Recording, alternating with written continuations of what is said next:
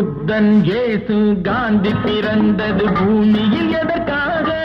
தோழா ஏழை நமக்காக கங்கை யமுனை காவிரி வைகை ஓடுவதற்காக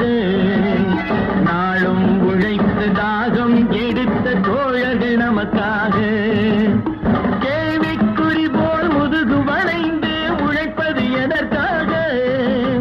மானம் ஒன்றே பெரிதென எண்ணி பிழைக்கும் நமக்கு